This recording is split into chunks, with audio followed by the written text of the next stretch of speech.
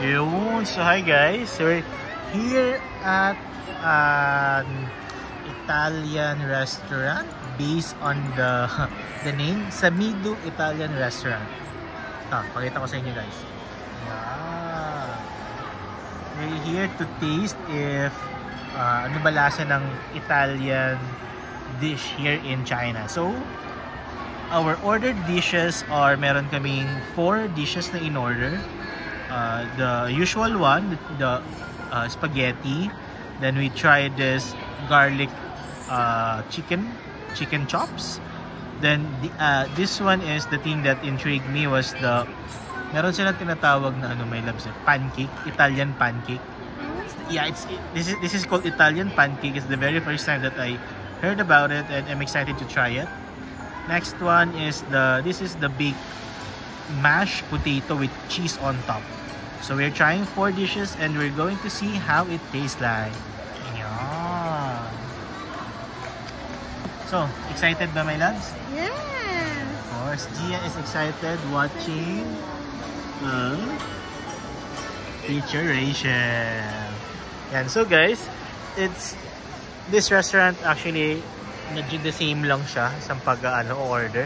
You have to you have to scan the barcode, then you have to check at your phone ano bang gusto mo na order, and yeah, diretso na siya. Just waiting for our food to arrive and we're set to go.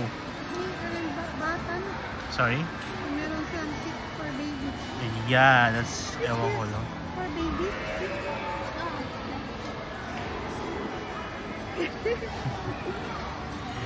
Galing, man. Ano na mag-Chinese?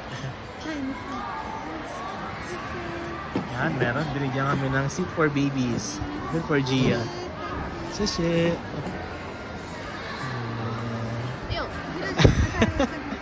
Ayaw niya, may loves. Yeah. Gia, sit down. It's okay, it's okay. Huwag naman natin. Sashe. Gusto kasi niya you can put this here. Yan. So that Gia can still watch. Right? So guys, I forgot to mention, medyo fancy pala yung lugar. Yeah? Just quick turnaround. Yan. Nasa gitna kami ng the middle of the mall. Yung daanan. So kinuha nila yung middle and then ito kami nakaupo sa gitna. And we also asked for a baby chair for Gia. I think I showed it earlier, but yeah. This one. So, we're really excited for the food. And although kumain kami kanina, pero tingnan natin. Medyo, kakain kami ng marami ngayon. Oh, wow. This is it. Okay. So, guys, the first dish was delivered. Tingnan natin kung ano to. So guys, ito yung spaghetti na dumating, and I don't know, is it appealing to you, my loves? Kamusta? Visually, okay lang. Yeah, but I think it lacks yung garnish, yung mga color green, di ba? Paglagyan nila ng color green yan, parang magiging mas, pwede na sila mag-charge yung additional 5 RMB, my loves. Yeah.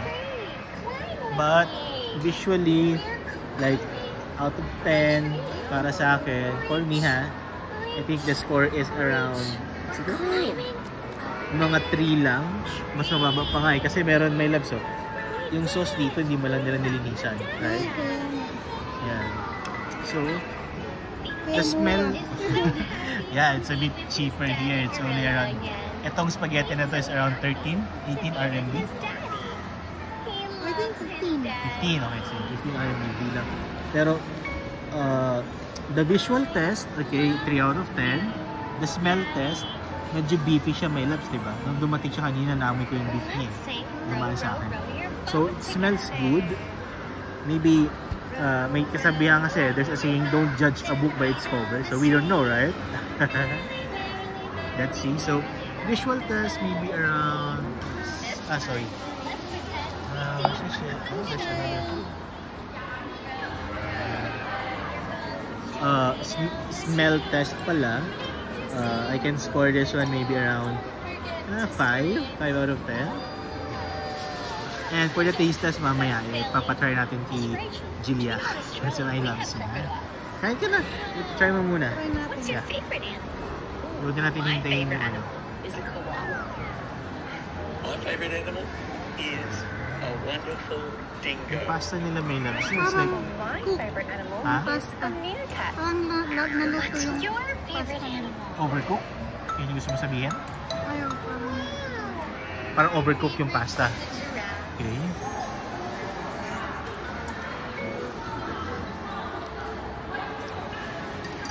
So, parang hindi naman masyado. Who is Sorry? going to come out of the zoo next? parang al dente pa rin. Hindi naman siya overcook pa rin. Hindi siya overcook, right? Wait lang. Uro natin dito guys. Baka naririnig niyo si Teacher Rachel. So, how's the taste nila? It's like, parang ano ba siya, Italian talaga? Because, you know, yung Pilipino sanay sa... Mas masarap pa dun sa kinainan natin, sa magnet.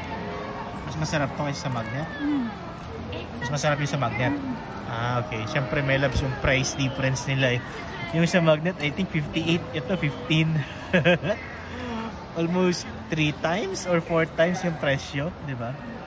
But, okay, so taste test my loves na yung pasta niya is cooked okay, right? Cooked good, it's not overcooked. Yung sauce niya, my loves, is anong lasa yung sauce?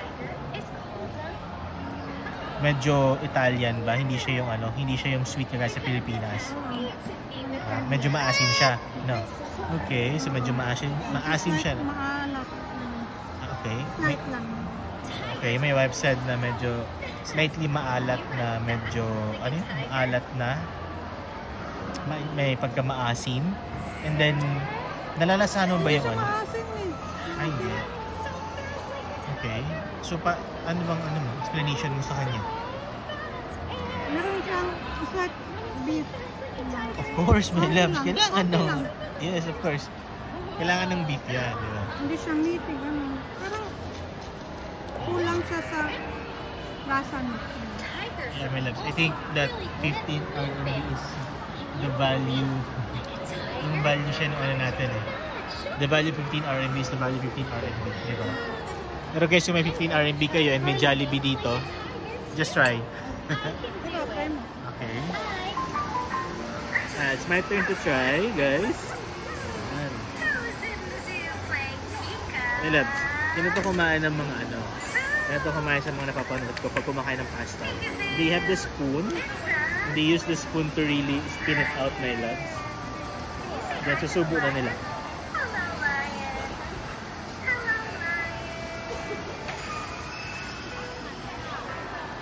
Kamusta ang lasa? Ito pa.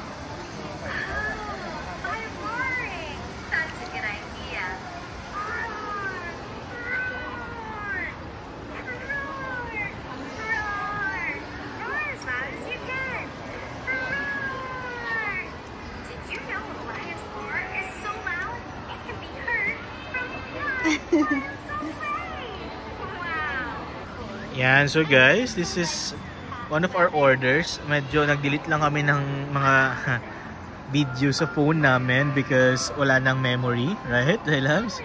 Then, ito yung sinasabi ko kanina na, what do you call this? Pancake? Italian? Yeah, they say it's an Italian pancake. Ubus na yung spaghetti namin. The other one, ubus na rin. It's like combination of mashed potato and cheese. So overall, I think in order namin, it's around 54 RMB.